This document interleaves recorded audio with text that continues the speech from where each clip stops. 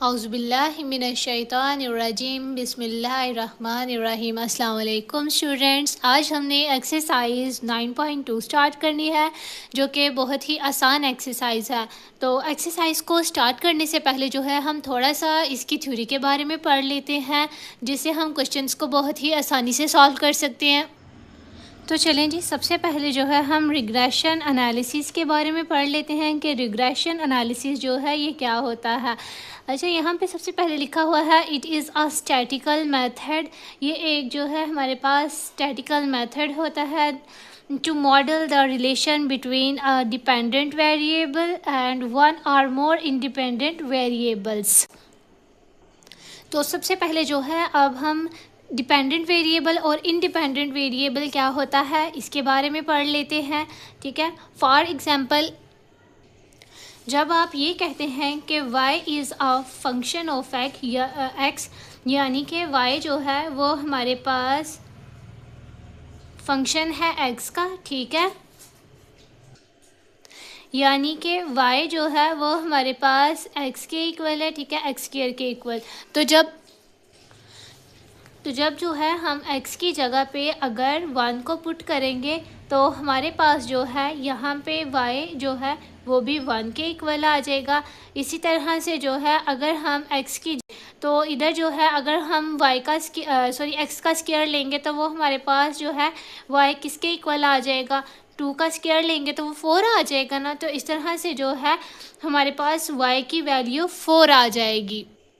और अगर हम x की जो वैल्यू है वो 3 के इक्वल रखें तो यहाँ पे जो y की वैल्यू है वो हमारे पास किसके इक्वल आ जाएगी। अच्छा, अब देखें यहाँ पे x हमारे पास 3 के इक्वल है ना, तो x का स्क्वायर लेंगे तो y हमारे पास 9 के इक्वल आ जाएगा। इसी तरह से ये अप टू 100 ऑन चलता जाएगा। अब आपने देखा कि जैसे जो है हम x की जो वैल्यू है उसको अब आपने देखा कि जब हम x को चेंज करते हैं तो हमारे पास जो है y वो भी चेंज हो जाता है। ठीक है, तो यानी कि इसका क्या मतलब है, y को चेंज होने के लिए x के ऊपर डिपेंड करना पड़ता है। इसलिए हम x को क्या बोलेंगे कि ये हमारे पास क्या है, एक इंडिपेंडेंट वेरिएबल है। यानी कि x जो है अब ये हमारे पास क्या है, एक इंडिपेंडेंट वेरिएबल है। x हमारे पास एक इंडिपेंडेंट वेरिएबल है।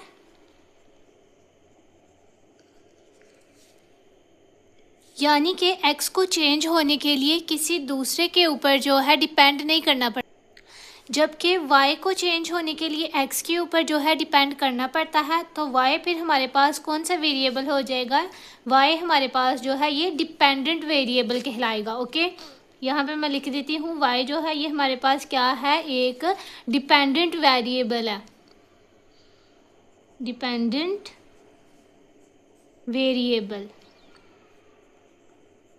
ये हमारे पास y जो है डिपेंडेंट वेरिएबल है। क्यों? क्योंकि ये x के ऊपर इन्हिसार करता है चेंज होने के लिए।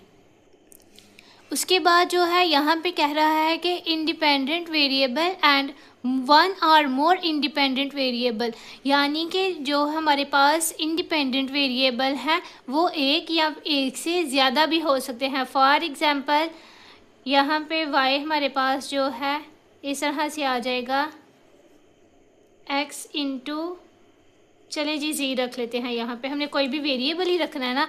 तो अब देखें यहाँ पे जो y है ये डिपेंडेंट वेरिएबल है और जो इंडिपेंडेंट वेरिएबल है वो हमारे पास एक या एक से ज़्यादा भी हो सकते हैं। ठीक है, तो अगर ऐसे रिलेशन जहाँ पे एक साइड पे हमारे पास डिपेंडेंट वेरिएबल और दूसरी साइड पे इंडिपेंडेंट वेरिएबल मौजूद हों, इसे हम क्या कहते हैं, ये हमारे पास क्या है, रिग्रेशन एनालिसिस है। ठीक है, उसके बाद जो है पॉलिनोमियल रिग्रेशन की तरफ आ जाते हैं।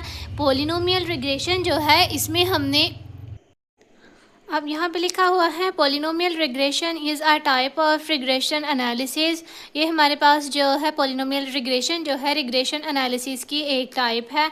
उसके बाद यहाँ पे लिखा हुआ है where the relation between the independent and dependent variable in is modelled as an nth degree polynomial, यानी कि यहाँ पे जो है हमारे पास एक पॉलिनोमियल होगा p ऑफ x और ये जो है हमारे पास nth टाइम तक जो है चलता जाएगा।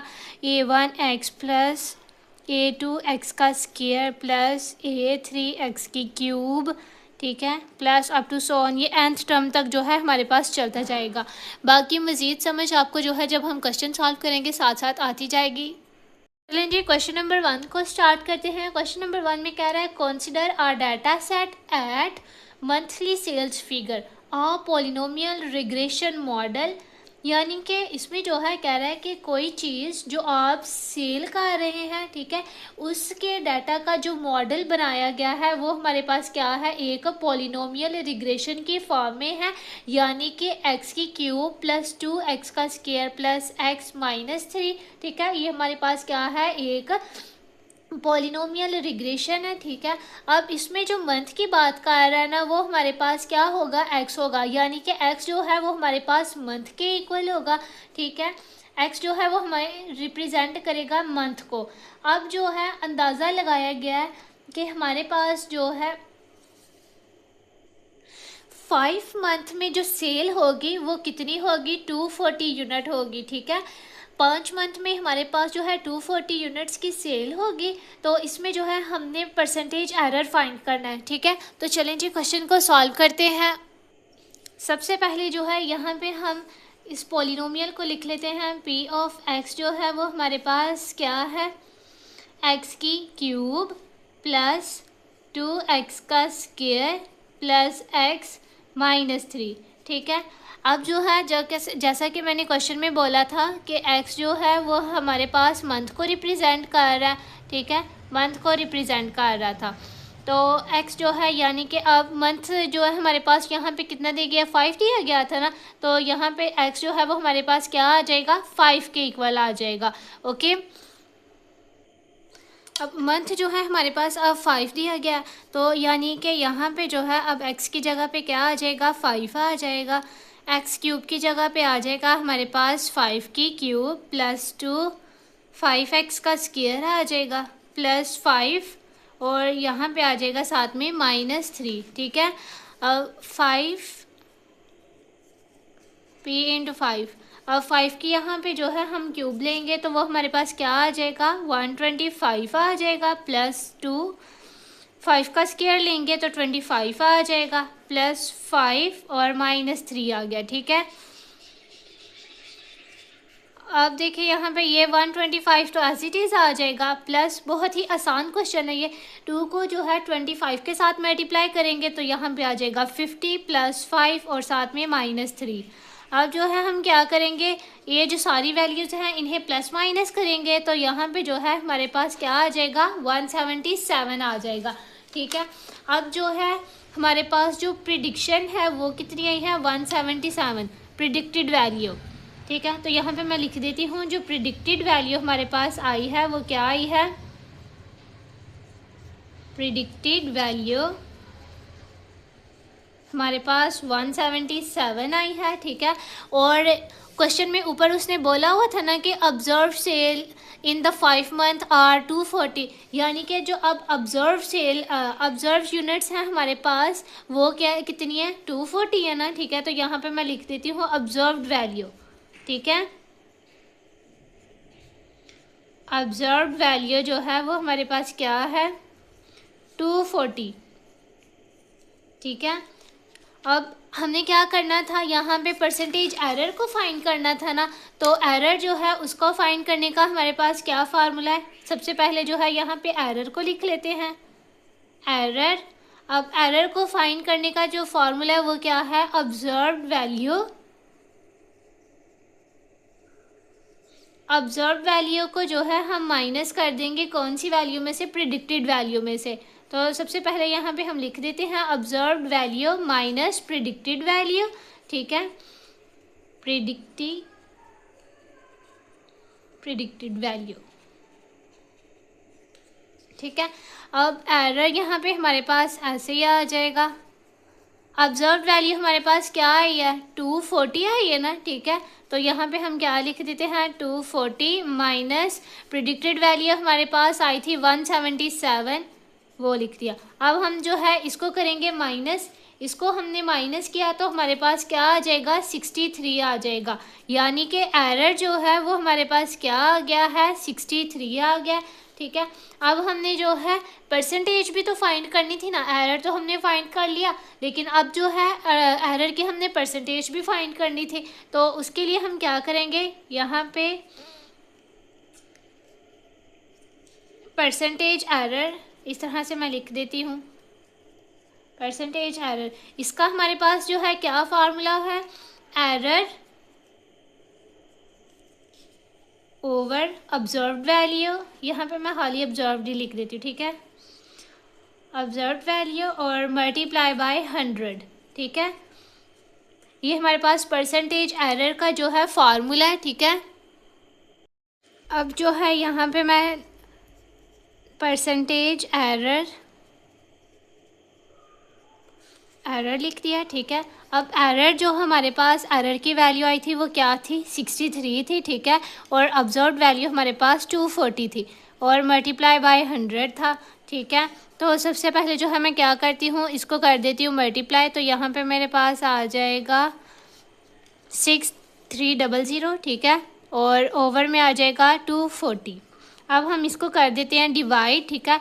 डिवाइड करेंगे तो हमारे पास जो है यहाँ पे आ जाएगा 26.25%, ठीक है। तो ये हमने परसेंटेज एरर फाइंड कर लिया, ठीक है। यही तक हमने इसको सॉल्व करना था। चलें जी, क्वेश्चन नंबर 2 को स्टार्ट करते हैं। क्वेश्चन नंबर 2 की स्टेटमेंट थोड़ी सी लंबी है, लेकिन ये बहुत ही आसान क्वेश्चन है और क्वेश्चन नंबर 1 की तरह का मिलता जुलता क्वेश्चन है, ठीक है। यहाँ पे जो है कह रहा है, a retailer company has devolved a polynomial regression model to predict weekly product demand, ठीक है। यहाँ पे जो है हमारे पास ये एक इक्वेशन दी गई है, w³ माइनस 2w का स्क्वायर प्लस 5w माइनस 4, ठीक है।